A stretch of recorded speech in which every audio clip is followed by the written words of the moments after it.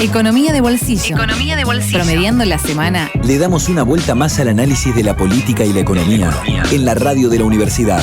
Un programa impulsado por la Facultad de Ciencias Económicas de la UNER.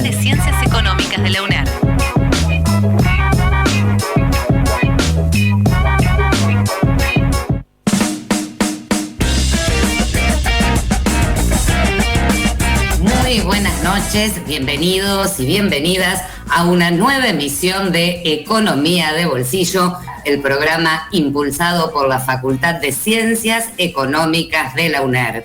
Como todos los jueves, nos encontramos en el aire de todas las radios de la UNER con Ignacio Trucco. Buenas noches, Ignacio, ¿qué tal? ¿Qué tal, Cecilia? Muy buenas noches, muy contento de estar nuevamente en Economía de Bolsillo para hablar de economía, política, temas regionales, de producción, cosas que son claves para comprender la economía argentina y de nuestra región en particular, ¿no? Con nosotros también, como siempre, Claudio Coronel. ¿Cómo andan? Buenas noches, también muy contento, también con muchas cosas para analizar, también contento porque llovió, al fin, cayó agua. Sí, cayó agua muy necesaria para el llenado del trigo, por ejemplo, y para la siembra que se viene de maíz y girasol, así que es importantísimo. Acá, en la zona mía del departamento de las Colonias de Santa Fe, 20, 30 milímetros, 40, cosas que viene bastante bien. Sí, la verdad. Gaby Weidman, hoy con retraso, pero con aviso. Sí, estaba ocupado el gran Gaby, así que se sumará en próximas horas, estaba dando clases. Sí, cuando salga de clase, Gaby Weidman se suma a la mesa de Economía de Bolsillo. Si les parece, chicos, empezamos presentando los temas que trajeron para esta noche. Ignacio. Vamos a hablar un poquito sobre las ventas de dólares por parte del Banco Central. Hay algunas como alarmas, luces encendidas en este contexto y bueno, vamos a ver si lo podemos poner en balance y analizar con más distancia, ¿no? Tomando un poco más de distancia, viendo algunos aspectos estructurales que efectivamente están cambiando y llaman la atención y deberíamos seguir, deberíamos analizar, así como seguimos el clima, de hecho está muy relacionado. Claudio, ¿qué nos trajiste para hoy? Traje algunos datos fiscales a nivel nación. A ver, ahora ya estamos entrando en los últimos meses del año, aunque parezca mentira. Así que vamos a ver los datos. Es un soplo de la vida. Es un soplo de la vida. Se pasó. Así que vamos a estar viendo algunos datos fiscales, sobre todo cómo vienen los ingresos según informa AFIP a agosto. Y también vamos a estar entrando en algunas cuestiones de vencimientos de bonos en pesos. Vamos que Ignacio hable de los dólares, yo hablar de los pesos. Y también, si tenemos tiempo, vamos a hacer un pequeño recorrido a ver cómo viene el presupuesto, los gastos de este año, por lo menos los datos que hay de la ejecución a junio. Bueno, yo traje algunos datos, voy a tirar algunos ahora mientras esperamos al primer entrevistado, en relación a lo que vengo haciendo cada 15 días, que es este seguimiento del tema de la carne, ¿no? Ustedes saben que el martes el gobierno prorrogó el cepo a la exportación de carne, es esta restricción de la que venimos hablando, al 50% de los embarques. Bueno, esta prórroga se esperaba. En principio es una prórroga por 2 meses, hasta el 31 de octubre, podría ser más, porque en el primer decreto el gobierno ya adelantaba que podía llegar a prorrogarse sucesivas veces hasta diciembre. Por ahora se prorrogó por 2 meses más. El gobierno, lo que publicó en el boletín oficial, argumentando esta medida, plantea que después de 2 meses de aplicación están viendo que hay impacto en los precios. Dice que la medida ha mostrado resultados positivos y en lo que se plantea en el boletín oficial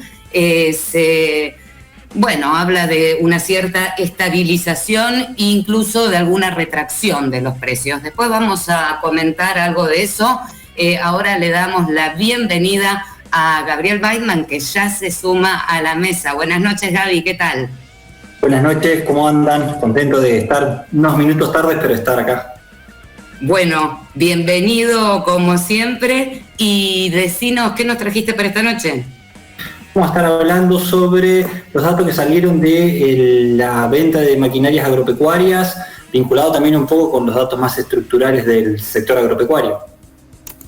Bueno, estamos bastante en el sector productivo agropecuario esta noche. Estamos tratando de resolver algún problema de comunicación con nuestro primer entrevistado. Mientras tanto, les sigo comentando lo que les decía, ¿no? De esta extensión, al menos por 2 meses, del cepo a las exportaciones de carne.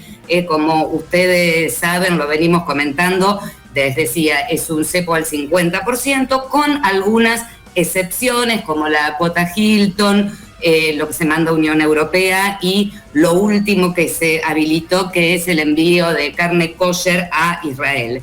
Y lo que les decía, en el boletín oficial el gobierno plantea que la medida está dando resultados y agrega también que si bien una solución estructural a este problema, a esta tensión entre mercado interno y mercado externo, solo se podrá resolver a largo plazo con un aumento de la producción, en el corto plazo esta medida de limitar las ventas al exterior se considera indispensable para garantizar el acceso a la carne vacuna frente al fuerte aumento de precios de los meses anteriores. Bueno, la cuestión, nos preguntamos si efectivamente tuvo impacto esta medida, como lo sostiene el boletín oficial. Bueno, si consideramos lo que es el precio de la hacienda en pie, lo que uno observa todos los días en la evolución del precio de la hacienda en sus distintas categorías en el mercado de Liniers, se puede observar que al menos se detuvo la escalada, una escalada que venía fuerte. Se detuvo la escalada y en algunas categorías puntuales, que tiene que ver con la hacienda de baja calidad, la vaca de conserva, esta hacienda que es lo que siempre se dice que es lo que exportamos a China, en estas categorías puntuales de baja calidad sí hubo retroceso en los precios. Hoy editaba una entrevista para el programa de televisión en el que trabajo en Santa Fe y bueno, estaba trabajando con esta entrevista un productor tambero. Y saben lo que planteaba este productor tambero, es de AUT, de la Asociación Unión Tamberos.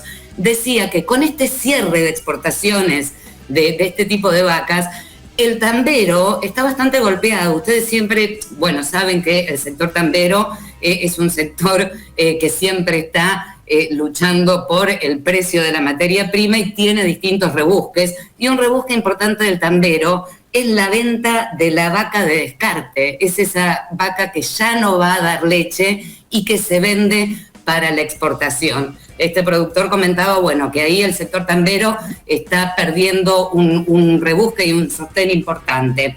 Volviendo al tema de los precios, ¿qué pasó en los mostradores? Esto estuve viendo datos del Instituto de Promoción de la Carne Vacuna. Lo que calcula el IPCB es para Capital Federal y Buenos Aires, Rosario y Córdoba. Esto no refleja lo que va en todo el país. En junio, recordemos que el decreto de restricción a la exportación es del 22 de junio. En junio, el aumento de carne en mostrador, esto es en carnicería y súper, fue del 7,7% respecto del mes anterior y del 90% respecto del mismo mes del 2020, ¿no? Y si miramos más atrás, podemos ver que el inicio de la escalada, de la suba de precios, está por ahí por noviembre del año pasado, porque en los meses anteriores venía subiendo en torno al 2%, pero en noviembre del año pasado pega un salto del 7%, respecto del mes anterior y era un 50% más caro que el año anterior. Bueno, de ahí en más, salvo algunas cuestiones que son estacionales, por ejemplo en diciembre, que siempre pasa, sube un 20%, después en el verano no sube tanto, pero también suele pasar porque baja el consumo de carne ahí. Bueno, después de ahí, sigue subiendo en torno al 7%, 6, 7%, con algún mes que se tranquiliza un poco. ¿Y qué pasa a partir de la implementación del cepo? En junio, decíamos, se implementa del 22 es el decreto. Si en junio había subido el 7,7%, en julio, con las restricciones, no subió. Bajó muy, muy levemente, pero bajó el precio de la carne en mostrador. En Buenos Aires bajó un 0,9%, en Rosario un 0,2% y en Córdoba bajó un poco más, el 1,2%. Por lo que se espera, agosto también vendría con bajas. No podemos decir vamos a preguntarle al profesor de metodología de la investigación si puede atribuirle estas bajas a la medida, capaz que se deben a otras cuestiones. No me dice nada, Baiman. No, pero a ver, que algo sea sincrónico no implica que sea causal precisamente. Pueden que haya tendencias internacionales que también estén influyendo o que sea otros factores y no precisamente la medida la que puede impactar. Desde ya que, a ver, si una parte ve las tendencias, también salió el precio de la canasta básica, el precio de los alimentos, y uno ve también ahí que hay fuertes aumentos en los alimentos en general. Así que eso podría ser un indicativo de que algún impacto tiene que haber tenido, además de ser también una medida disciplinar. Sí, estoy de acuerdo, Gaby. Bueno, en principio entonces sigue la medida por 2 meses. La mesa de enlace ya está siguiendo, digamos, el armado de un plan de medidas de protesta. Ayer se reunió la mesa de enlace nacional en la Sociedad Rural de Santa Fe con una larga jornada de actividades y reuniones. Finalmente, a la noche, cenaron con el gobernador Perotti, a quien le plantearon, digamos, el pedido de representación y de negociación ante el Estado Nacional, y hoy continuaron con esta serie de reuniones y contactos con productores y entidades. Hoy la mesa de enlace se reunió con la Mesa de la Carne. La Mesa de la Carne es esta mesa que agrupa a 34 entidades del sector de distintos eslabones de la cadena y que es coordinada por Dardo Chiesa, a quien entrevistamos el jueves pasado.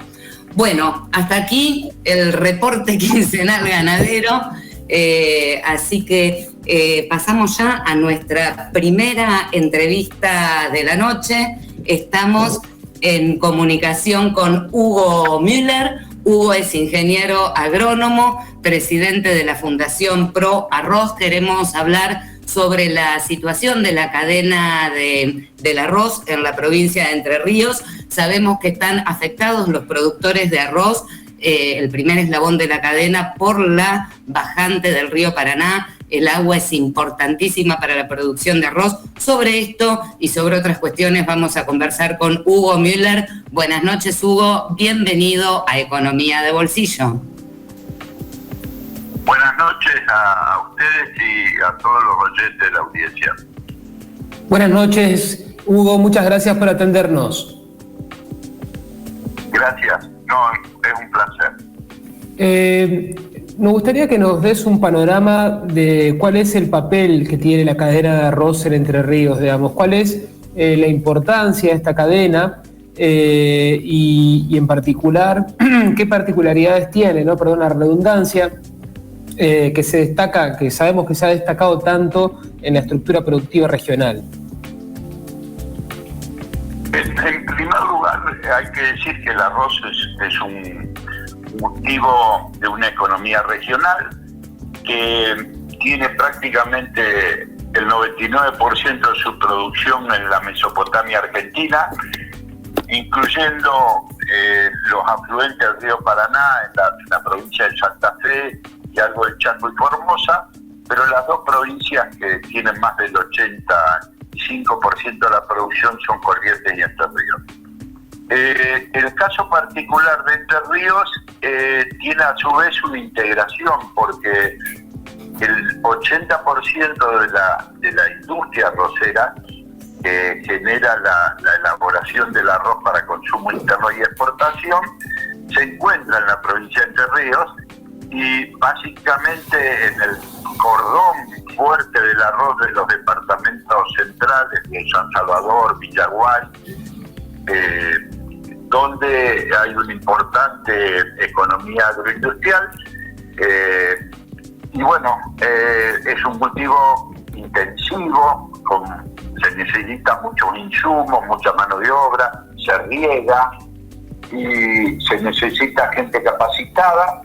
Y bueno, es una cadena que realmente desde la producción, a la exportación, a la elaboración incluso de derivados, que ha crecido mucho últimamente, como ser todos los harina de arroz para hacer productos para celíacos, alfajores, snacks, arroz orgánico, que Argentina es uno de los principales exportadores mundiales. El valor agregado se está dando también en la zona, ¿no? Hugo, ¿y cómo fue evolucionando la cadena del arroz en estos últimos años? Es decir, ¿ha crecido, se ha fortalecido en consonancia, digamos, con el aumento de los precios de los commodities a nivel internacional, recientemente, o es una cadena que ha tenido más bien dificultades en los últimos años? La cadena ha tenido dificultades en Argentina después de haber tenido una bonanza, vamos a decir así, cuando se inicia el Mercosur, y en ese momento Brasil, que era un comprador importante, que compra mucho arroz a los otros integrantes, porque había un arancel externo común, para no traer arroces más baratos de otros destinos, y ahí hubo un crecimiento sostenido en la década del 90, hasta la gran crisis que fue la devaluación de Brasil en enero del 99. Para que tengan una idea de lo que ha pasado con los productores, el primer censo arrocero que hacemos en el año 2000, la provincia contaba con 730 productores. En el año 2010 había bajado a 320. El tercer censo del 2016 dio 194. El último del año pasado, 138. Se ha producido una caída enorme en la cantidad de productores que han dejado la actividad por sucesivas crisis, por aumentos de insumos, y bueno, se ha concentrado también, hay mucho menos productores, pero la superficie no cayó en igual medida, porque productores, sobre todo industriales, han tenido que salir a plantar para poder obtener la materia prima que los productores medianos y pequeños no la podían producir, la dejaban de producir.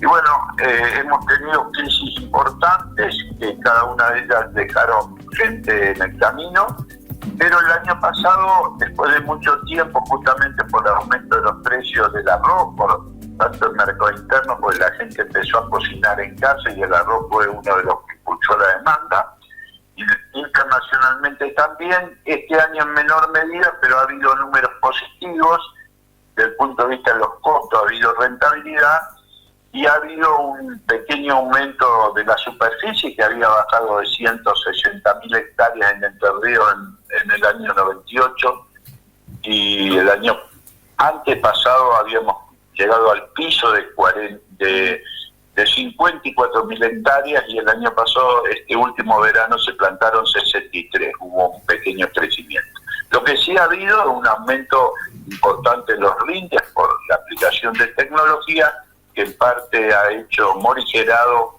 la caída importante tanto de los productores como de la superficie sembrada. Hugo, ¿y la situación actual del río Paraná, digamos, la bajante, está afectando a los productores y en particular esta mejora que estás comentando? Mira, en el río Paraná, en el caso particular de Entre Ríos, la zona de pozos, que Pozo Profundo, que es la más importante en la provincia con alrededor de 45.000 hectáreas, extrae agua de un acuífero que es la formación Salto Chico, que es el acuífero más importante por calidad y cantidad de agua que tiene el país, que está entre los ríos Uruguay y el Gualeguay. o sea, el este de la provincia de Entre Ríos. Después tiene una zona en el norte de los departamentos Federación, Feliciano, Federal, donde hay represas que hacen los productores en cursos secundarios para retener el agua cuando hay exceso de lluvias, y con eso se riega de represa. Y hay una cuenca no muy importante en la zona de La Paz, que sí riega del río Paraná, que es la que está hoy sufriendo esa vacante, pero eso es mucho más importante en Santa Fe, que plantan 30.000 hectáreas y lo hacen el 100% Managua del río San Javier, que es un afluente del río Paraná, y esta gente está con problemas. Y también el norte de Corrientes, la zona de Itaibaté y Tuzangó, es una zona de Corrientes que toma agua del Alto Paraná, que también está sufriendo esos problemas. La cuenca del río Corrientes está muy baja, que es la que viene del río Corrientes, viene de Liberá y desemboca en el Paraná a la altura de Esquina. Y bueno, es dinámico, los productores usan retroexcavadoras y van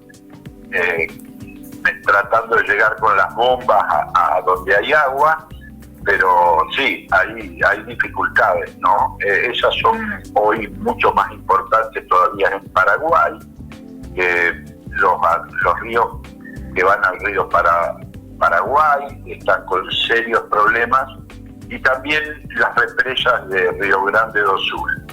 Así que es un panorama, bueno, incierto, porque no esperábamos, por ejemplo, esta lluvia que ha sido importante en algunos lados, de lo que el clima es impredecible, pero hoy por hoy hay un interrogante en la superficie que se pueda plantar no solo en nuestro país, sino en el Mercosur.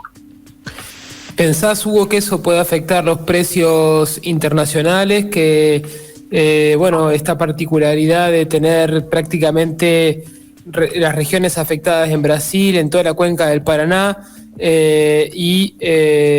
salvo nuestra región acá en Entre Ríos, en la costa este? No, porque si bien el Mercosur es un jugador relativamente importante en lo que es exportación de arroz de altísima calidad, desde el punto de vista productivo, la producción mundial de arroz, para que tengan una idea, de arroz cáscara, está en los 750 millones de toneladas, y el Mercosur solo produce 14 millones, es decir, no produce prácticamente nada sobre el volumen total. Y la exportación crece un poco más, porque de 50 millones de toneladas que es el mercado internacional, nosotros, entre todos los países, estamos exportando alrededor de 3 millones de toneladas, pero es el 6%.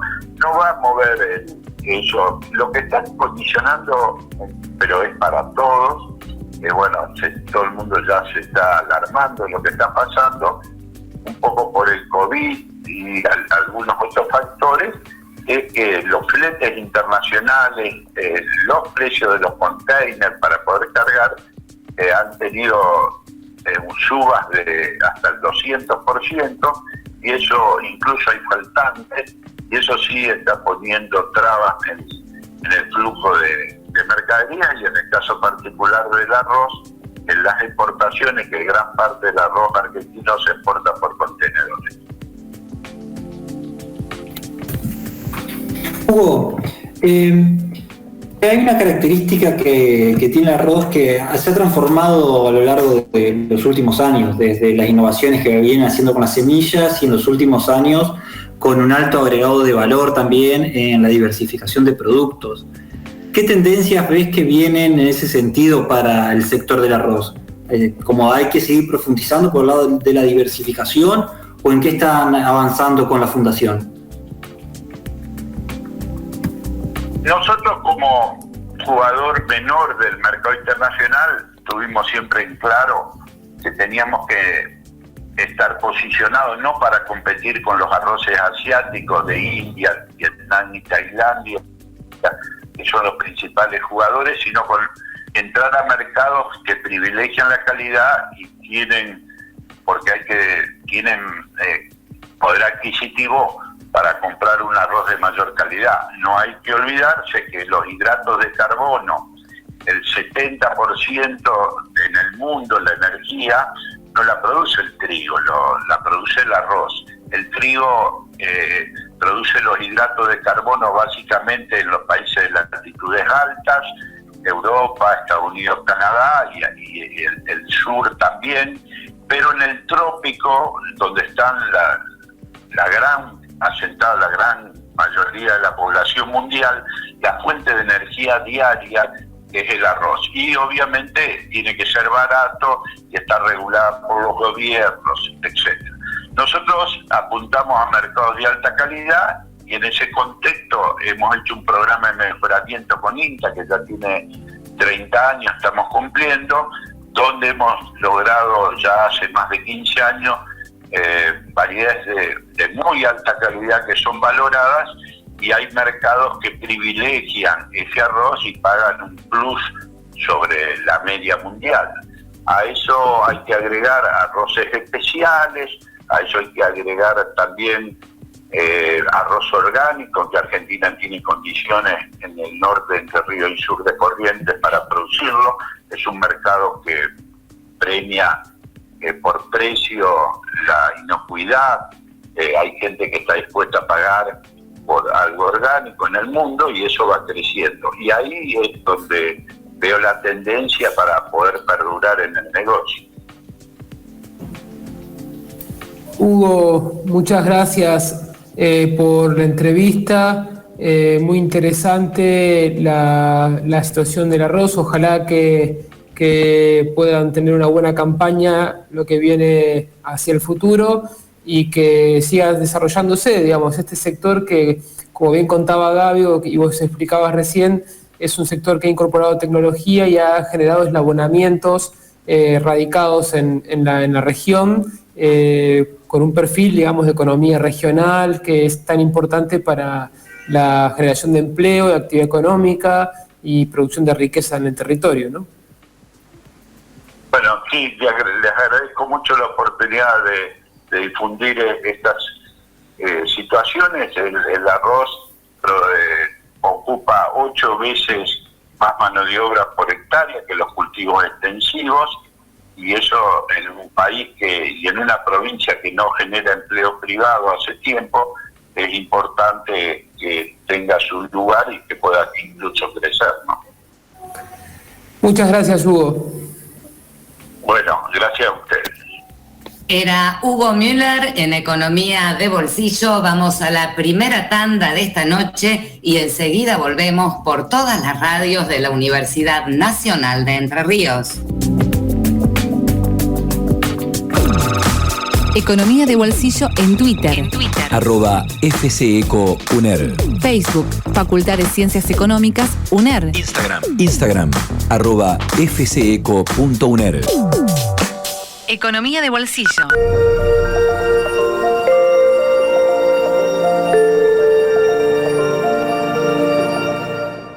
Espacio cedido por la Dirección Nacional Electoral. Salimos a buscar las vacunas, salimos de vacunarnos y de a poco las cosas nos van a empezar a salir. Vamos camino a encontrarnos con la vida que queremos. Enrique Cresto, Carolina Gagliard, precandidatos a diputados nacionales por Entre Ríos. Lista 501. Frente de Todos.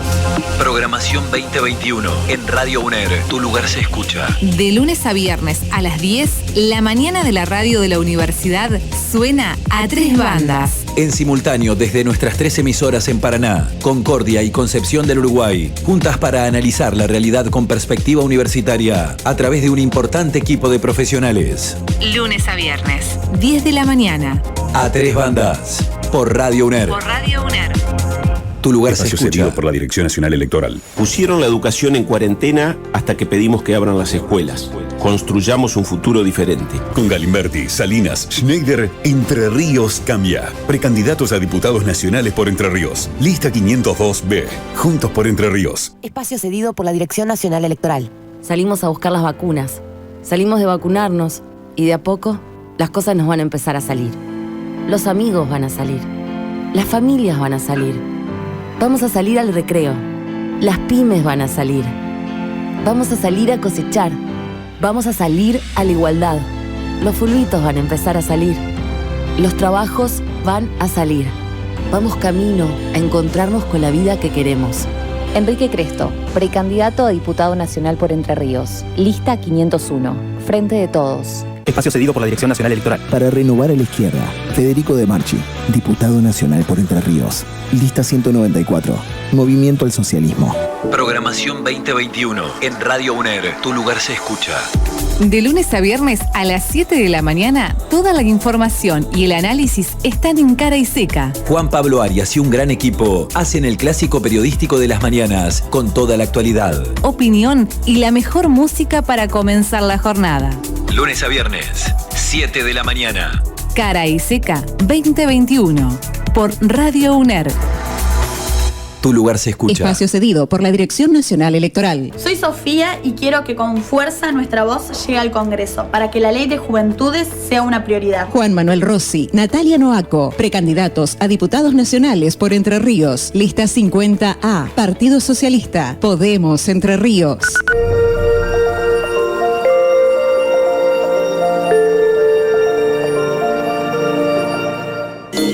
Facultad de Ciencias Económicas. Estás en Economía de Bolsillo. El programa de la Facultad de Ciencias Económicas de la UNER.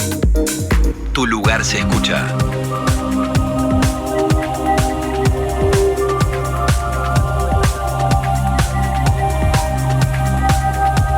Seguimos en Economía de Bolsillo por todas las radios de la Universidad Nacional de Entre Ríos. Es el momento ahora de Claudio Coronel, quien nos trae datos fiscales nacionales. Claudio. Gracias, Ceci. Sí, vamos a hacer un pequeño recorrido, un raconto, como dicen por ahí, de algunos datos como para ver cómo viene el panorama fiscal. Siempre suele ser un dato que suele discutirse. Pero bueno, digamos, venimos de un contexto de recuperación económica. Vamos a ver cómo se está reflejando esto en los datos nacionales. Luego, en todo caso, en otro programa nos ubicaremos en la provincia. A ver, ¿cómo arrancó el año para la nación? Recordemos que el año pasado, a partir de septiembre, octubre, comenzó una tibia recuperación de la economía, lo vinimos charlando. Y esto obviamente se reflejó en las cuentas de Nación. Entonces, en una comparación que hacemos con 2019, ¿por qué? Porque de vuelta, el año pasado no nos sirve de referencia para ver una dinámica, digamos, de mediano plazo, de largo plazo. Estamos pensando en un Estado que pueda recaudar más, que tenga cierta solvencia, pueda rolear mejor la deuda y pueda, digamos, responder ante situaciones extremas con cierta cintura, digamos. Entonces, entre enero y abril hubo un incremento de la recaudación respecto a 2019, siempre muy importante. 2019 no fue un año bueno, creo que no digo nada novedoso con eso, pero sí mejor que el año pasado, donde fue un año donde tuvimos parado el país por la pandemia. Pero ¿qué pasó? Mayo, junio y julio fueron 3 años donde la recaudación, podemos ir haciendo un promedio entre los 3 años, alrededor del 5%, entre 3 meses, perdón, esos 3 meses un 5% por debajo de lo que fue recaudación del mismo periodo en 2019. Ya agosto, en realidad, para ser concretos, hubo una caída del 9% en mayo, muy importante, pero ya junio fue del 5,3% y julio del 4,2%, es decir que esa menor recaudación que veníamos teniendo respecto a 2019, recuerdo un año relativamente malo, se fue disminuyendo y ya en agosto un aumento en la recaudación del 2,6%. Hay muchas cosas ahí adentro para analizar que explican también un poco esta dinámica. Por un lado, la reactivación económica, pero una reactivación económica no tanto de la mano del consumo, ¿sí? Si bien el consumo ha tenido alguna dinámica, el hecho de que los salarios reales, como lo hemos comentado, siguen bastante vapuleados luego de la corrida del 2018, donde empezó una caída muy importante que se sostuvo durante el 2020 y este año hay alguna recuperación. Lo cierto es que el consumo se encuentra bastante retraído y que se sostuvo con algunas medidas específicas. Digamos, lo que es el IVA cayó casi el 10,6% en términos reales de recaudación, ¿no? O sea, nos da un panorama de, quitando de lado la no facturación, nos muestra un panorama donde el consumo no está bajo, ¿sí? Está bajo por, como les digo, fundamentalmente por esta situación del salario real bajo. Y bueno, y obviamente porque también hubo algunos problemas de empleo, digamos, bajó el consumo por el salario real bajo y también porque hay algunos sectores que por ahí no estaban cobrando su salario completo, donde el Estado estaba pagando con los famosos REP. Bueno, a ver, eso por un lado, pero esta mejora, y observen dónde, la mejora de la recaudación viene por un lado de ganancias, de impuesto a la ganancia de los trabajadores, ¿sí? Ustedes recuerden que este año hubo un proyecto de ley que modificó ganancias tanto para empresas y también hubo algunas modificaciones para los trabajadores en relación de dependencia que pagan ganancias y hubo un aumento de ese impuesto del 63,9%, ¿no? En términos reales, muy importante la recaudación en impuesto a las ganancias, lo que de algún modo también le da esta flexibilidad, digamos, si queremos decir, bueno, estamos siendo buenos con los trabajadores en relación de dependencia, le estamos bajando carga, a la verdad responde a que hay una muy buena recaudación y tienen esa flexibilidad para hacerlo. No es que están bajando mucho el peso, están aprovechando una oleada que, de nuevo, tiene que ver con el impacto inflacionario y las paritarias que sí pudieron ir por encima o por lo menos acompañar la inflación. Lógicamente no es tanto ganancia eso, diría que no es ganancia, sino que es pura nominalidad, pura inflación. Entonces, lo correcto, si queremos disminuir el famoso impuesto inflacionario, es decir, bueno, bajemos esto y que el aumento de las deducciones y de los pisos se haga en función de esa inflación. Así que en realidad lo que se está haciendo es decir, bueno, vamos a dejar de sacarle un poco con la inflación a estos sectores. Esa es un poco la realidad. Por supuesto que los derechos de exportación también colaboraron muchísimo. Recordemos que hubo un aumento interesante de las exportaciones. También, y esto de vuelta no digo nada nuevo porque lo estábamos charlando con Ceci al principio, un aumento en los precios internacionales, sobre todo de los alimentos, que lo que exportamos nosotros también contribuyó. Por lado de derecho de exportaciones, son las retenciones, ¿no? Han ayudado bastante a lo que tiene que ver con la recaudación. Sí, digamos, hubo caídas, sí, en lo que son contribuciones patronales, lógicamente, por el problema anterior. Pero bueno, ya en agosto parece haber algún tipo de reactivación mayor, más importante, donde ciertos rubros están aumentando, ¿sí? Por ejemplo, en agosto la recaudación aumentó un 64,2% interanual. Es decir, hay una recuperación importante respecto del año pasado, con una inflación interanual que está en torno al 50%, ¿no? Es decir, que hubo un incremento respecto del año pasado, que fue un año malo, pero de vuelta, si bien no es comparado con 2019, es decir, hay una reactivación económica que empieza a verse en las arcas del Estado, que vale a cuenta decir que en unos meses tiene unos vencimientos muy importantes de deuda, muy importantes, y hay un vencimiento en particular que es un bono, que el famoso bonos que están atados al dólar, los dólar like que le dicen, que en realidad son en pesos, pero están atados a la variación del dólar, que permiten ajustar, digamos, por eso, y que vence por unos 1.700 millones de dólares, ¿no? Y es un vencimiento muy importante, y cabe decir que en estos días ha habido problemas con lo que se llama rolear la deuda, es decir, cambiar deuda por deuda, renovar vencimientos y demás. No ha habido el grado de aceptación que se ha querido en instancias anteriores.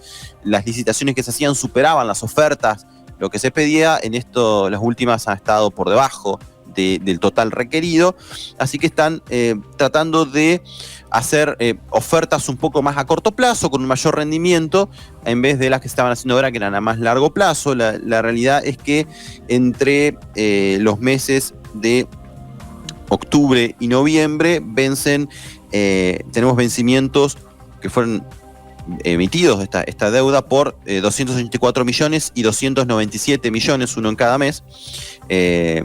297.000 millones, perdón, y 284.000 millones, que, digamos, si el gobierno no logra renovar esos bonos o está teniendo dificultades, probablemente tenga que recurrir al Banco Central, cosa que se está tratando desde el Ministerio de Hacienda de evitar. Así que, bueno, ese por el lado de los problemas a corto plazo que va a tener ahora el fisco para renovar vencimientos. Ya los viene teniendo, están trabajando con estrategias. Hace poco se había implementado un programa que ya lo habíamos comentado si mal no recuerdo, en el 2019, que son los famosos hacedores de mercado, que le dan liquidez, no estaba funcionando muy bien. Se están apoyando en la fintech para tomar deuda, digamos, los nuevos agentes que están compitiendo con los bancos, pero eso lo vamos a dejar de lado, lo discutiremos en otro momento. Quería cerrar con los datos de decir, bueno, la recaudación ahí va a los tumbos, se va recuperando, la actividad económica también, tiene unos desafíos en cuanto a los vencimientos de deuda para resolver ahora que, a ver, de vuelta, si no logra renovar adecuadamente eso, suele, como decirse, es una mala señal para el mercado. Y ahora nos vamos a mirar, para ir cerrando, algunos datitos nomás que quiero tomar de la ejecución, que los datos que hay a junio de este año. Cuando uno mira respecto del año pasado, vemos que hay un montón de incrementos, ha habido un aumento importante de la recaudación, ¿sí? Muy, muy importante, por encima del nivel inflacionario que se ve en los términos no solo tributarios, sino otros tipos de recursos que tiene Nación. Y ha habido también un aumento en los gastos. Mira, nominalmente aumentó en 37,5 lo que es remuneraciones, ha sido casi acompañando a la inflación. Ha habido sí una disminución, por ejemplo, del 15% de lo que son transferencias a provincias y municipios. Y esto se explica porque el año pasado hubo que reforzar mucho más a las provincias por el tema de la pandemia. Se las reforzó con los famosos ATN, que digamos son transferencias que no tienen costo. Hubo un aumento en lo que es la inversión real directa, muy importante, del 135% nominal, ¿no? 496 con transferencia de capital a las provincias, o sea, básicamente quintuplicó, sextuplicó lo que se había dado el año pasado para obras, ¿no? Porque este año es reactivación. Ahora, cuando yo me voy al 2019, me comparo con el 2019, los datitos no son tan buenos. Me llamó la atención, por ejemplo, el gasto en universidades, el ejecutado a junio, ¿no? Está en menos 3,78%. ¿Sí? Es decir que si uno compara lo que se gastó en 2019 con lo que se está gastando ahora al mismo recorrido de tiempo, ha sido menor. ¿Sí? Eso es problemático y esto de algún modo tiene que ver, y lo comentamos la vez pasada, con que se fijó en el presupuesto un 29% de inflación, ¿sí? 29% de inflación, y eso, cuando uno lo observaba, decía, bueno, tengo aumentos reales en términos de gastos. Sin embargo, como la inflación fue más alta, se está comiendo esas proyecciones. Es lo que yo le decía, muchas veces se busca subestimar la inflación en el presupuesto para encubrir determinados ajustes. No digo que se haga, no voy a meterme en eso, pero bueno, por ejemplo, respecto al gasto en personal bajó un 9%, prestaciones de la seguridad social un 5%, otros gastos un 20%, así que bueno, tiene tiempo, digamos, Guzmán, de acelerar un poco el gasto. Ha habido subejecución durante estos primeros meses. Veremos qué pasa. Yo creo que hay un objetivo claro, que también está asociado un poco a la negociación con el fondo, de mostrar una desaceleración del gasto sin que se note tanto. Así que bueno, esta es la situación fiscal. Van queriendo, hay que estar atentos a los próximos vencimientos que vienen ahora en octubre y noviembre, a ver si logramos renovar o no. Muchas gracias, Claudio. Esperemos que la cosa no sea tan a los tumbos como la estuviste describiendo. Esperemos que no. Hasta las 21:30. Economía de bolsillo. Por Radio UNER.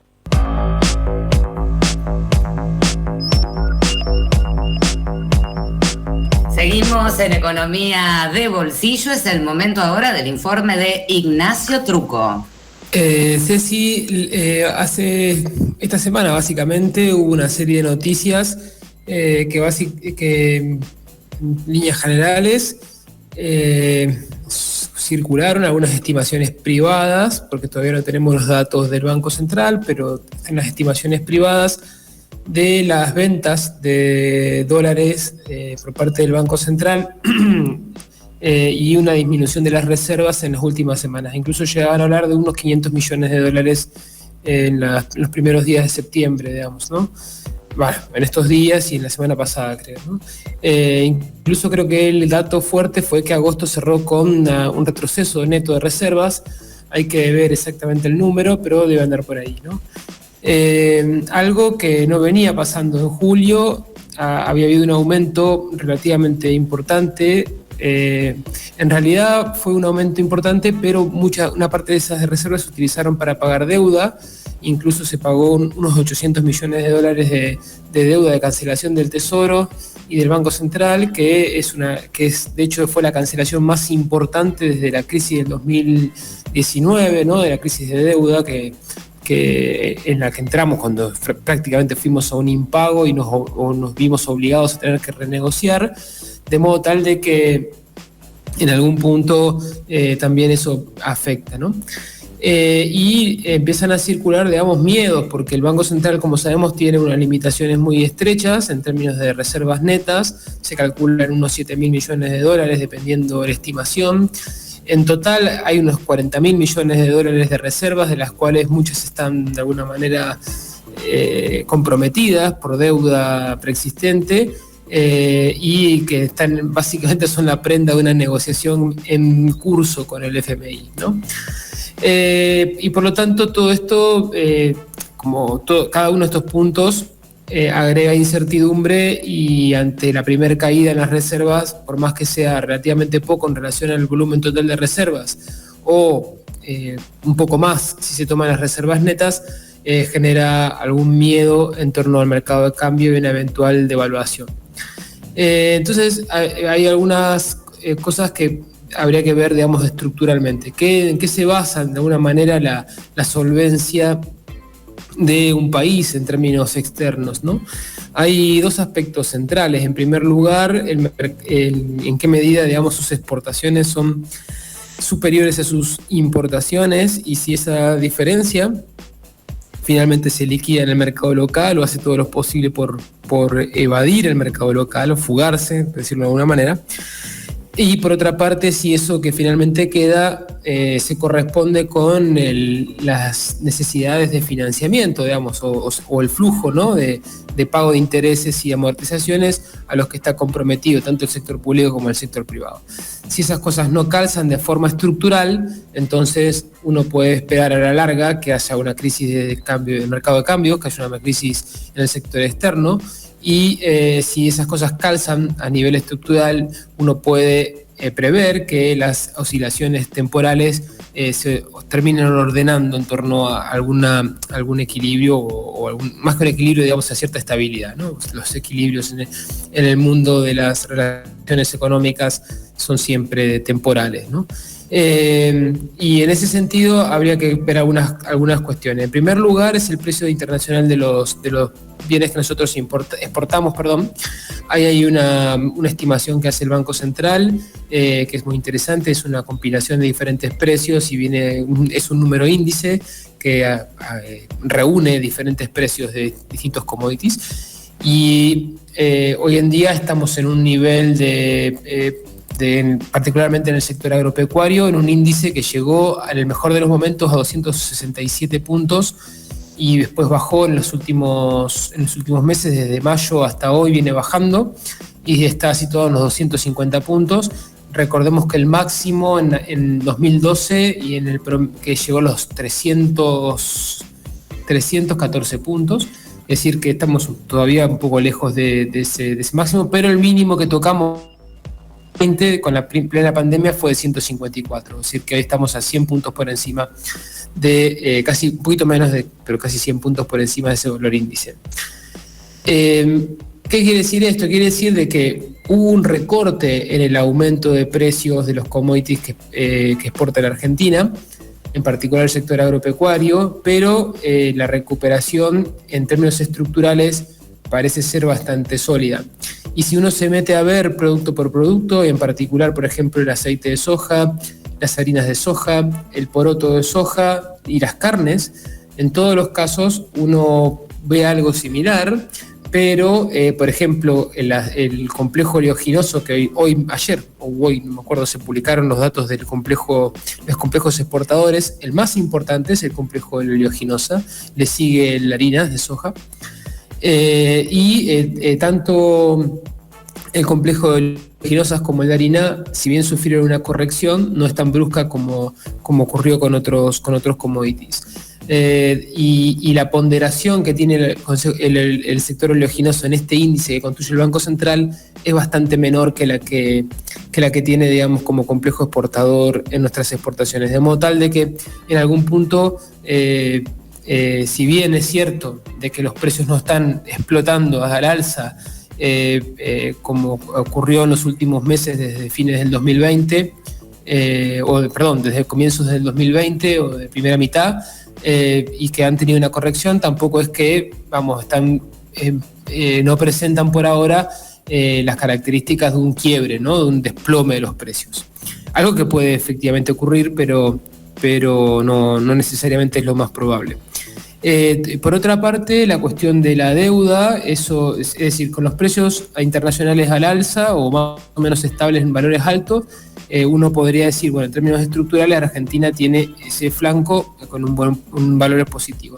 La otra cuestión son las importaciones. El país viene con una recuperación económica que ha incrementado fuertemente sus importaciones, pero lo hace sobre la base de cierta moderación, digamos, ¿no? Es decir, nosotros estamos en niveles como cercanos, un poco superiores a los del 2019, rompimos la barrera del 2019, pero todavía no estamos en niveles del 2016 o 2015, por lo tanto sigue siendo una economía deprimida, que no está en todo su potencial, y eso está mostrando efectivamente que el gobierno no está dispuesto, o no puede, porque las condiciones objetivas no se lo permiten,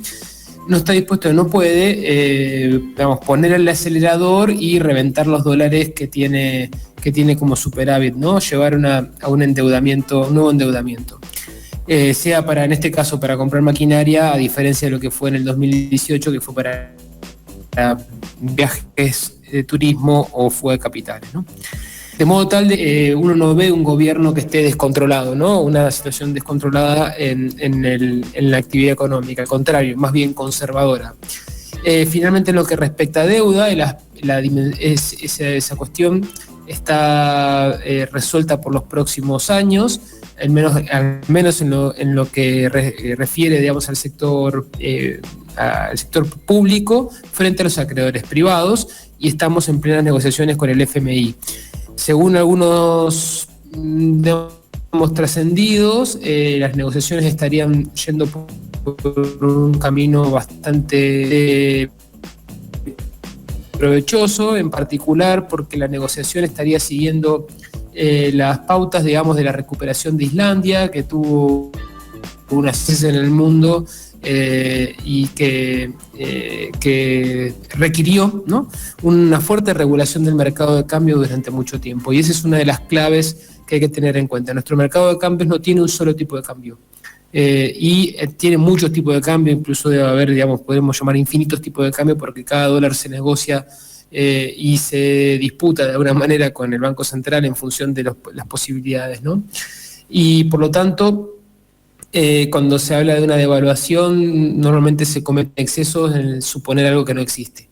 La pregunta era, y esto ya para cerrar, era si el FMI iba a la Argentina a unificar el mercado de cambios, lo que supondría sí probablemente una devaluación, una corrida contra el peso, y por lo tanto, bueno, otra espiral, ¿no?, de inflación y recesión.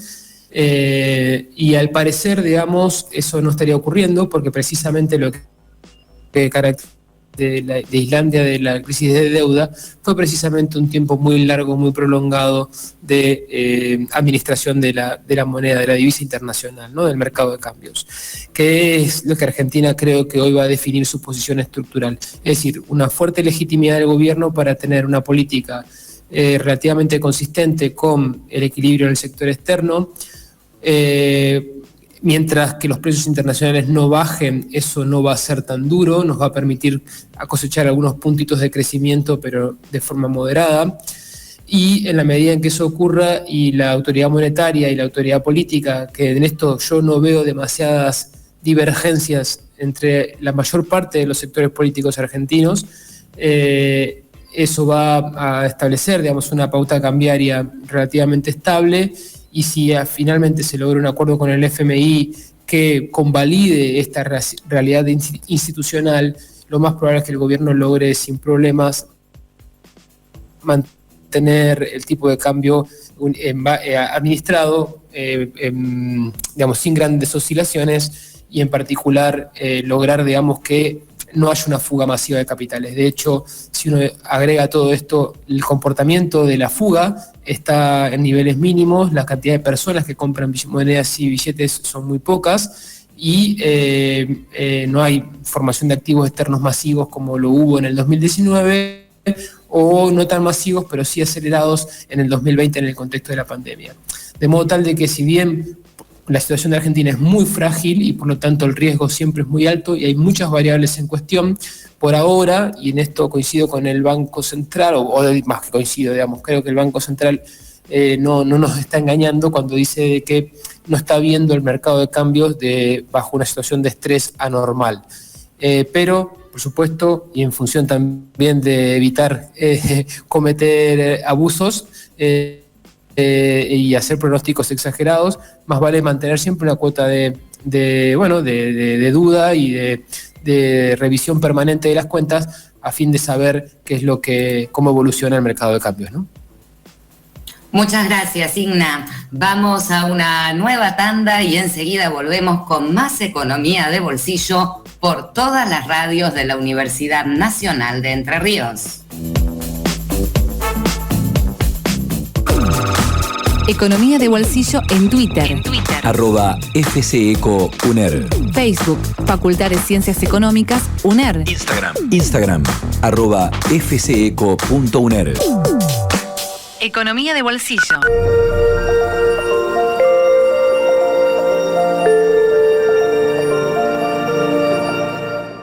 Espacio cedido por la Dirección Nacional Electoral. 25.000 votos para que nuestras luchas estén en noviembre. En Entre Ríos, Nadia Burgos, diputada. Lista 10R, MST Nueva Izquierda en el FIT Unidad. Espacio cedido por la Dirección Nacional Electoral. La nación se reconstruye con trabajo y seguridad jurídica. Miriam Müller, precandidata a diputada nacional. Lista 186, 1A Azul. Entrerrianos por la vida, el trabajo y la libertad. SP, Distrito Entre Ríos. ACDU, Asociación Gremial de Docentes Universitarios. Por un mejor salario, por una mejor educación, por una mejor universidad. Afiliate. Defendamos juntos la Universidad Nacional de Entre Ríos. Afiliate. En Paraná, Carbón 936, teléfono 423-2048. Búscanos en internet y en Facebook. Defendamos juntos los derechos de los docentes de la universidad. ACDU Entre Ríos, CONADU. Espacio cedido por la Dirección Nacional Electoral. Es escuchar al campo. Es con Frigerio, precandidato a diputado nacional por la provincia de Entre Ríos. Lista 502A, Juntos por Entre Ríos. La UNER está con vos. Estudia en la Facultad de Ciencias Agropecuarias. Universidad Nacional de Entre Ríos. Universidad pública y gratuita. El grupo de docentes de radio y la Asociación de Radios Universitarias Nacionales de Argentina presentan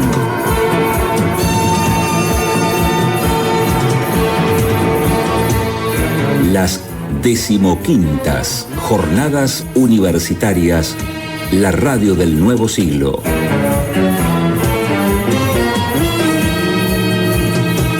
Desde el 30 de septiembre hasta el 2 de octubre próximo. Toda la información a través de esta emisora.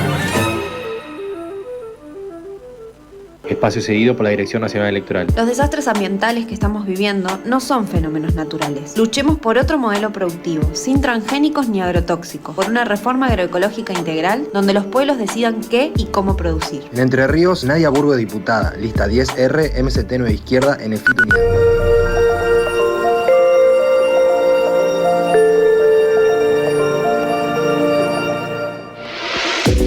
Hasta las 21:30. Economía de bolsillo. Por Radio UNER. Tu lugar se escucha.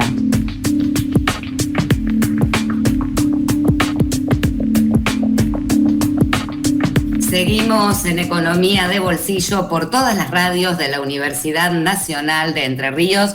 Ahora estamos en comunicación con Matías Molinas. Matías es bioingeniero especializado en inteligencia artificial. Matías también es parte del grupo TensorFlow Oro Verde. Este grupo viene realizando actividades en relación a la inteligencia artificial en conjunto con el Centro de Innovación, Emprendimiento y Vinculación de la Facultad de Ingeniería de nuestra universidad. Nos llamó en particular la atención una de las actividades que tenía que ver con la inteligencia artificial aplicada a la problemática del COVID, pero queremos hablar de otras cosas también con Matías, no específicamente de eso, que primero nos empiece explicando qué es el grupo TensorFlow y qué están trabajando en inteligencia artificial. Buenas noches, Matías, bienvenido a Economía de Bolsillo. Buenas noches, muchas gracias. Bueno, les cuento que TensorFlow en realidad es una herramienta que desarrolló Google, que usa la inteligencia artificial para un montón de cosas, por ejemplo, para cuando nos sugieren en el correo cómo escribir una carta, o cuando predicen una búsqueda, cómo vamos a completar esa búsqueda, ahí está usando inteligencia artificial. Y ellos lo que hicieron fue que todas sus herramientas internas con las que crean modelos, se llaman de inteligencia artificial, que resuelven diferentes tareas, las hicieron gratuitas y de código abierto. Eso es que no solo las podemos usar, sino que podemos ver cómo están hechas. Y además, si esto fuera poco, lo que nos ofrecen también es, para correr estos programas hacen falta unas computadoras especiales con mucho poder de cómputo. Bueno, ellos ofrecen también acceso gratuito a ese tipo de computadoras. Entonces, me acerqué a la facultad y charlamos con el decano y con la parte de vinculación tecnológica y con también el área de emprendedores, tratamos de ver cómo podíamos compartir ese conocimiento con estudiantes y con graduados interesados en aplicar eso y como es la Facultad de Bioingeniería, buscamos la beta de aplicarlo a la temática de salud. Estas herramientas se pueden usar en un montón de áreas, pero bueno, nos enfocamos ahí y dijimos, bueno, vamos a tratar de tener 3 eventos en el año. El primero fue cómo analizar imágenes con estas herramientas de inteligencia artificial. Entonces nos centramos en ver cómo podíamos hacer para seguir los movimientos de una persona, por ejemplo, para evaluarlos con un teléfono, porque encima estas herramientas de inteligencia artificial pueden correr desde una computadora muy poderosa hasta en un teléfono, por ejemplo. Y muchos servicios que tenemos en el teléfono empiezan a usar también inteligencia artificial. Y bueno, entonces eso fue el primer evento. Y en el segundo, lo que empezamos a ver fue una tecnología nueva que se llama Transformers, que lo que hace es procesar texto, entender el texto de forma muy poderosa. Entonces, una de las aplicaciones, por ejemplo, eran encontrar respuestas en textos a una pregunta específica, pero encontrarla entendiendo semánticamente qué es lo que se pregunta y cuál es el documento que tiene la mejor respuesta. Esto es lo último tecnología que está usando Google en su buscador, pero que también lo hacen público. Entonces, como nos centramos, como la excusa fue buscarle una aplicación de salud y el COVID en este segundo evento, mostré un ejemplo de cómo lo podíamos usar, por ejemplo, para buscar en artículos científicos respuestas a ciertas preguntas. Esto lo que tiene de bueno es que las respuestas que vamos a encontrar están acotadas a, por ejemplo, trabajos científicos probados y vamos a obtener la respuesta con la mejor puntaje. Entonces podemos hacer preguntas como ¿cuáles son los síntomas de COVID? ¿Qué medicamentos son efectivos? ¿Qué tratamientos hay? Y no vamos a caer en la ambigüedad de opiniones, sino que vamos a obtener la mejor respuesta de lo que se conoce hasta este momento en base a publicaciones científicas. Y también vimos estas tecnologías se pueden usar también actualmente. Hay modelos mucho más poderosos que también pueden escribir y que escriben en base a un montón de contexto de información que leyeron. Y por ejemplo, para contarles, a ver, uno de los últimos modelos que se llama GTP3, tiene un nombre muy técnico, para que ustedes tengan una idea, es un modelo que primero lee y aprende. Y cuando lee y aprende, lee 12.000 palabras a la vez y tiene adentro 96 cabezas que hacen además 96 revisiones cada vez que lee. Y con este modelo lo que se hizo fue leerse todo Internet hasta octubre de 2019.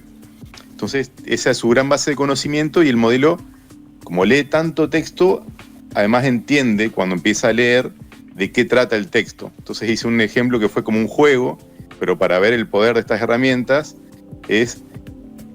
le di a este modelo una descripción de lo que había ocurrido en Wuhan, en que había aparecido una pandemia, porque como les dije, este modelo leyó todo Internet hasta octubre de 2019, justo antes de la pandemia. Entonces le describí cómo era la pandemia y le pedí que me dijera cuál podría ser los cuidados que había que tener.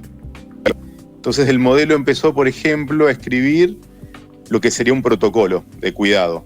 Bueno, se debe tener cuidado con detección temprana de las personas que se infectan, se debe educar acerca de cómo se transmite el virus, se debe educar acerca de la higiene.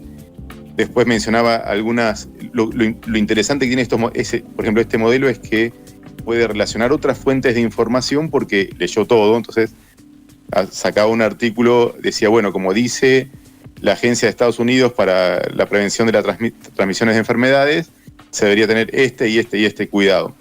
Entonces, ese es un ejemplo de cómo estas herramientas, aún sin tener conocimiento del dominio y aún sin tener información, porque este modelo había leído hasta octubre, aprenden de los patrones finalmente de los humanos, de cómo escribimos texto, y pueden desarrollar un tema, si se les da el contexto. Entonces son herramientas muy potentes que se basan en este caso en un framework gratuito. Hay otros frameworks que también son gratuitos y que están en las computadoras para usarlas y aprender a usarlos, y ese es el objetivo que perseguimos en el grupo. Qué interesantes que pueden llegar a ser las aplicaciones. Ese es más o menos Matías, muy interesante, ¿no? Es como que si pudiésemos preguntarle a Internet lo que estás comentando directamente, es decir, no exactamente, a la red, en realidad conjunto, se pueden usar para diferentes tareas. Encima todo esto que estamos hablando es muy reciente. Para que tengan una idea, el primero de estos modelos aparece en 2017. Este que les estoy comentando que se leyó todo, lo entrenaron durante 2019, pero se publica en 2020. Entonces es como todavía recién se está empezando a utilizar, no se ve todavía las aplicaciones y el real potencial, pero sí, lo que aprenden es sobre todo los patrones de cómo, suponte, este es un programa también de economía, ¿no? Suponte un plan de negocios tiene siempre la misma estructura. Entonces, o similar, ¿no? Las mismas secciones. Entonces, si ponemos a escribir sobre un área específica de interés o sobre una industria, probablemente en Internet hay varios artículos y lo que hace la máquina es que infiere la estructura de ese documento, la información que en algún momento leyó y intenta desarrollar ese tema. No es perfecto, pero lo hace con un grado de comprensión muy grande. Y para que tengamos una idea, todos estos modelos, al igual que el humano, tienen cierto error.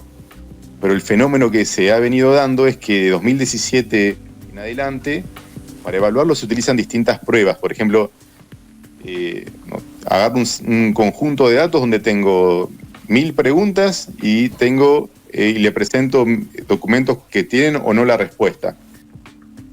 ¿Cuál es la respuesta? Entonces se lo doy a un humano promedio y veo si puede encontrar la respuesta en los documentos, si la marca correctamente. Y eso se hace con muchas personas, entonces saca más o menos cuál es el desempeño promedio de un humano.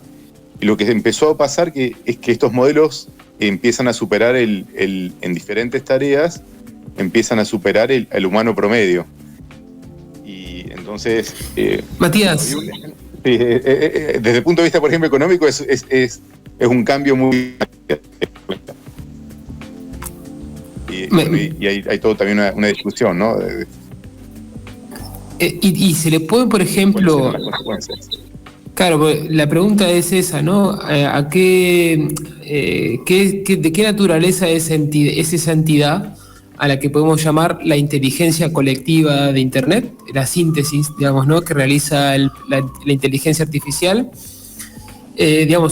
Pienso, se le pueden hacer preguntas más de tipo, no que se puedan responder de forma falsa o verdadera, ajustada a una verdad objetiva o a un error objetivo, sino fundamentalmente de carácter existencial, es decir, no sé, acerca de cómo ve el futuro, qué significa el mundo, la vida, la existencia. Le quiere preguntar si hay Dios, Ignacio Trucco. Bueno, de hecho yo he visto, digamos, esas discusiones con una computadora con otra computadora discutiendo sobre la existencia de Dios, que se ven, digamos, envueltas en una relación dialéctica, dos lenguajes programados. Y bueno, me pareció fascinante, porque en definitiva es el mismo proceso que hacemos nosotros cuando nos reflexionamos sobre esas cosas, digamos.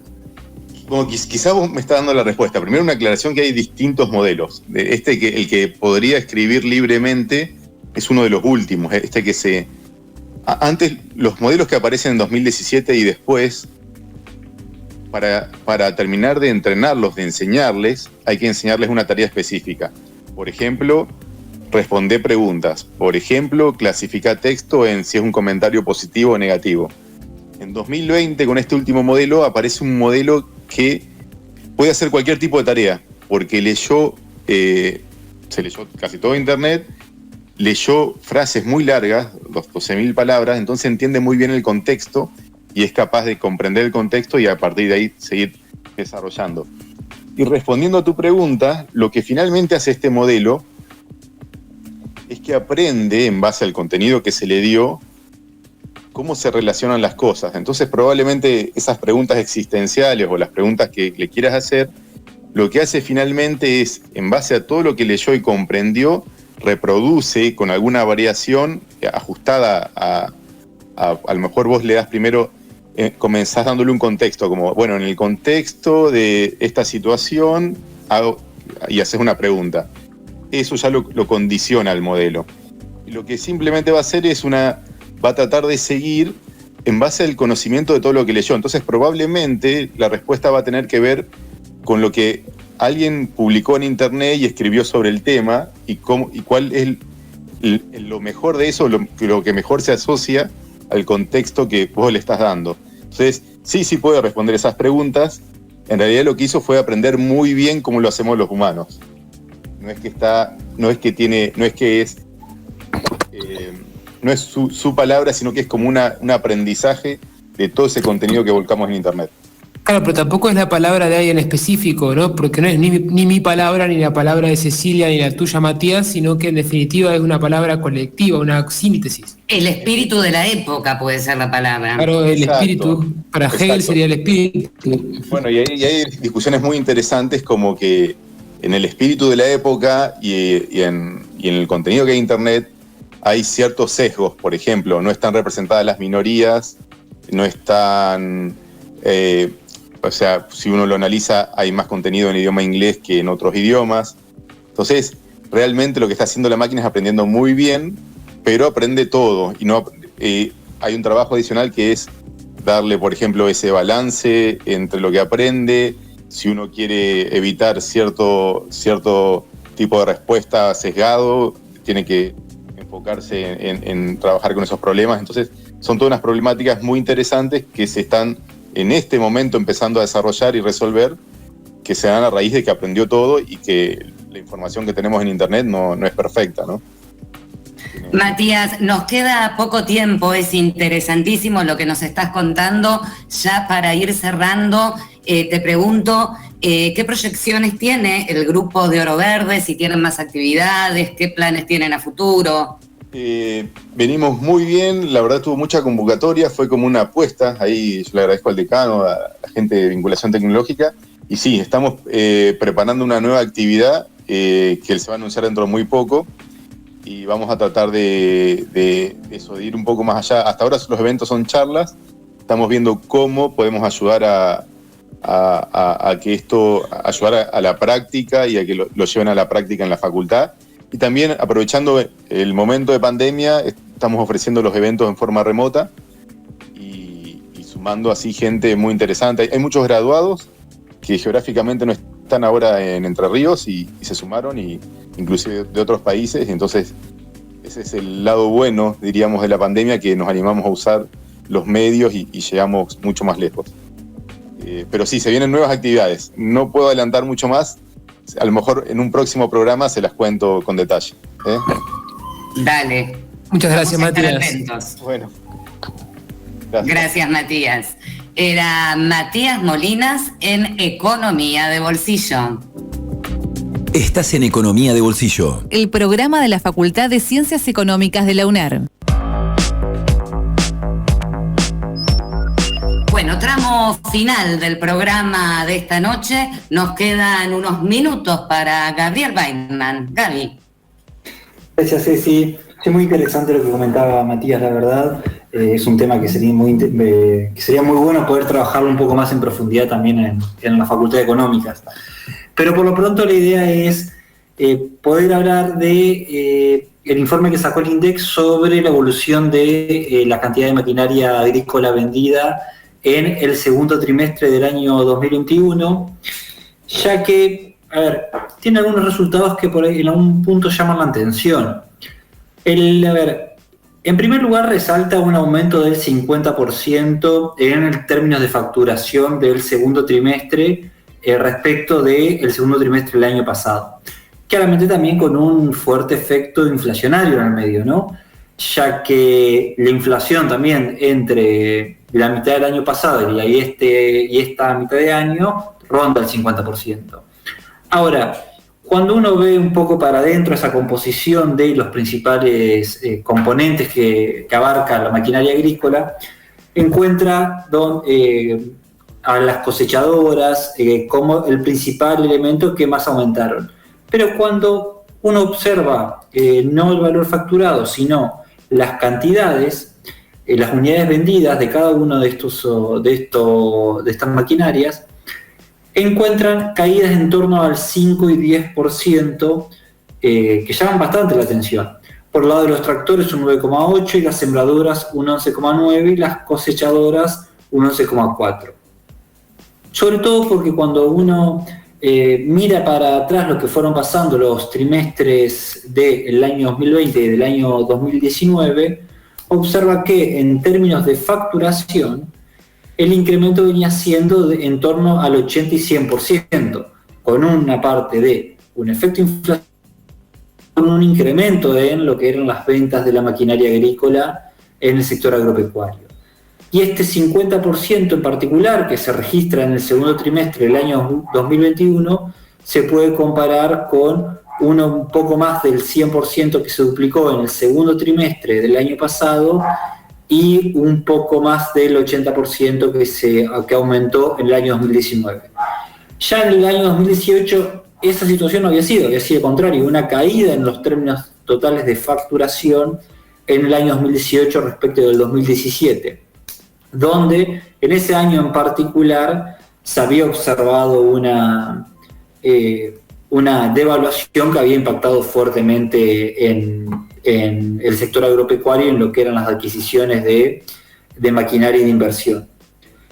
Como para dimensionar un poco este incremento de 1.800 unidades que implica de compra de tractores, que implica en el segundo trimestre de este año, se puede comparar, por ejemplo, con los 194.000 tractores que fueron relevados en el censo agropecuario del año 2018 y que muestran también que, por más que sea una caída en términos interanuales de la cantidad de tractores que se vendieron, lo que muestra también es, una tasa de renovación relativamente importante. Pensando en estos 194.000 con un trimestre que está vendiendo 1.800 unidades. Y en cuanto a sembradoras, en el censo agropecuario registraba unas 75.000 sembradoras y en este segundo trimestre del año se registraron 811 unidades que se vendieron. Y cuando uno lo ve más específicamente en lo que es en la parte de implementos agrícolas, como lo que son las pulverizadoras, los autopropulsores, los acarreos, etc., encontré una caída un poco menor del 4%, que cambia considerablemente respecto de las caídas del 9, 10, 11% que eran de las otras unidades. Si uno ve un poco más para Entre Ríos en estos datos del censo agropecuario, ¿qué encuentra? En comparación con estos 194.000 tractores, en Entre Ríos el censo arrojaba unos 14.700 tractores pertenecientes a las explotaciones agropecuarias y unas 4.700 sembradoras en comparación con las 75.000 sembradoras que se registraban en la totalidad del país. Esto le llama la atención un poco porque el sector agropecuario transitó el año 2020, el año 2019, con un proceso de adquisición de compras de maquinaria bastante acelerado en comparación con los años previos, mostrando así un proceso en una medida de inversión o de adquisición de bienes de capital vinculados también con la propia dinámica tecnológica que tiene el sector. Así que, bueno, esos datos me llamaron bastante la atención, ver que el año 2021, que en estos años se estaban observando caídas de las cantidades de las unidades vendidas, pero que venían con años previos con fuertes incrementos en lo que eran en términos de facturación. Así que, bueno, esos son un poco los datos que nos arrojaba este informe del INDEC. Muchas gracias, Gaby. No llegaba a desmutearme. Bueno, hemos tenido un programa muy interesante. Me parece que todos nos quedamos fantaseando. Le veía la cara a Ignacio Truco mientras lo entrevistábamos a Matías Molina. Todos queremos el modelo para que lea los textos y nos ayude, ¿no? Exactamente, sí. No solamente nos ayude, sino que además nos permita, bueno, dar vuelo a la imaginación, ¿no? A la imaginación futurista y a la ciencia ficción, ¿no? Que está entretenida. Sí, el futuro ya llegó. Bueno, nos vamos por esta noche. Igna, Gaby, Claudio, como siempre, un gusto encontrarnos en Economía de Bolsillo. Igualmente, un gustazo. Chau, un abrazo. Chau. Será hasta el próximo jueves, como siempre, a partir de las 20, para encontrarnos con más Economía de Bolsillo por todas las radios de la Universidad Nacional de Entre Ríos. Chau, hasta la próxima.